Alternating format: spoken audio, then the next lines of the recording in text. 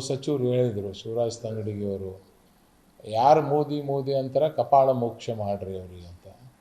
ನಿನ್ನ ಮನೆಗೆ ಕೇಳಿ, ನಿನ್ನ ಮಗನೇ ಮೋದಿ ಮೋದಿ ಅಂತಿರ್ತಾನೆ, ಫಸ್ಟ್ ನಿನ್ನ ಮಗನ ಸರಿ ಮಾಡಂತ.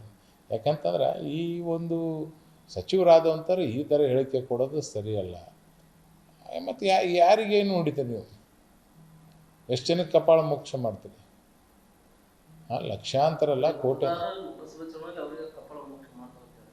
ನೀವು ನೋಡ್ರಿ, ಕಾಂಗ್ರೆಸ್ ಅವರಿಗೆ ಅಂಥ ಇಂಥ ಕಪಾಳ ಮೋಕ್ಷ ಮಾಡಂಗಿಲ್ಲ. ಇನ್ನೊಂದು ಸರಿ ಲೋಕಸಭೆ ಚುನಾವಣೆಯಲ್ಲಿ ನಿಂದಿರ್ಬೇಕಂದ್ರೆ ಈಗೇ ಅವ್ರಿಗೆ ಅಭ್ಯರ್ಥಿಗಳು ಸಿಕ್ಕಿಲ್ಲ. ನೀವು ನೋಡ್ರಿ, ಈ ಸರಿ ಎಷ್ಟು ಜನ ಅವ್ರ ಹಳೆಯದವ್ರನ್ನ, ಅವ್ರ ಮಕ್ಕಳನ್ನ, ಅವ್ರ ವೈಫ್ಗಳನ್ನ ಅವ್ರನ್ನೇ ನಿಂದಿರ್ಸ್ಯಾರ ಹೊರತಾಗಿ ಇಲ್ಲಿ ಯಾವುದಾದ್ರು ಬೇರೆ ಬೇರೆ ಜಿಲ್ಲೆಗೆ ಹೋಗಿ ನಿಂದಿರ್ಸಿದ್ದಾರೆ, ಜಿಲ್ಲೆದವ್ರು ಇಲ್ಲಾರ್ದವ್ರನ್ನ. ಯಾಕೆ ಅವ್ರಿಗೆ ಅಂದ್ರೆ ಕಾಂಗ್ರೆಸ್ನ ಕಾರ್ಯಕರ್ತರಿಲ್ಲ? ನೀವು ನೋಡ್ರಿ, ಎಲ್ಲ ಕೆಲವೊಂದು ಬಿಟ್ಟರೆ ಎಲ್ಲ ಫ್ಯಾಮಿಲಿಯವ್ರನ್ನೇ ನಿಂದಿರ್ಸಿಬಿಟ್ರೆ. ಯಾಕಂತಂತಂದ್ರೆ ನಿಂದ್ರಕ್ಕೆ ಯಾರು ರೆಡಿ ಇಲ್ಲ. ಆ ಮೋದಿ ಸಾಹೇಬ್ರ ಗಾಳಿ ಎದುರಿಗೆ ಯಾರು ನಿಂದ್ರಕ್ಕೆ ರೆಡಿ ಇಲ್ಲ, ಬಿ ಜೆ ಪಿ ಕಾರ್ಯಕರ್ತರ ಜೋಶ್ ಎದುರಿಗೆ.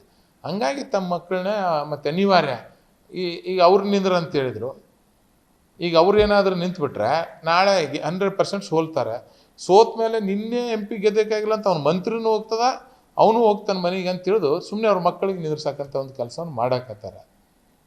ಮೊನ್ನೆ ಕೆಲವೊಂದು ಯಾರೋ ಸಚಿವರು ಅವ್ರ ಮಕ್ಕಳಿಗೆ ಹೇಳೋದು ಕೇಳ್ತಿದ್ದೆ, ನೀನು ಅಲ್ಲಿ ಮಾತಾಡು ಇಲ್ಲಿ ಮಾತಾಡಂತ ಈಗಲೂ ಟೀಚ್ ಮಾಡಕತ್ತಾರ. ಪಾಪ ಅವ್ರಿಗೆ ಗೊತ್ತಾಗಲ್ಲ ಹೋಗ್ಯದೆ, ಸುಮ್ಮನೆ ಹೆಸ್ರಿಗೆ ಅಷ್ಟೇ ನಿಂದ್ರಸಂಥ ಒಂದು ಕೆಲಸ ಮಾಡ್ತಾರೆ.